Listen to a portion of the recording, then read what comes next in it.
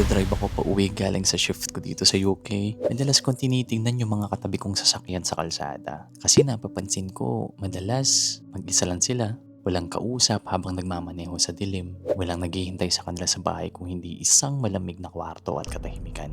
At doon ako palaging natatamaan ng matinding realidad. Kasama ko asawa ko dito. Pag uwi ko may yayakap sa akin. May makikinig sa mga reklamo ko tungkol sa pagod sa trabaho. Wala akong pinapadala ng pera sa Pilipinas, kaya ang swerte ko. Sobrang swerte ko. Pero kapag nakikita ko yung mga kapwa ko Pinoy na mag-isa nilang pinapasan yung bigat ng buhay abroad, nadudurog ang puso ko para sa kanila. Hindi ko alam kung paano nyo kinakaya yung lamig ng bansa na to nang walang karamay. Yung iiyak ka na lang sa loob ng kotse mo kasi pagod ka na. Pero kailangan mong punasan ang luha mo kasi walang ibang gagawa nun para sa'yo. Ang tapang nyo guys, seryoso. Kaya sa bawat puyat at pagod, sana maalala mo na may halaga ang sakripisyo mo. At kung naiisip mo na,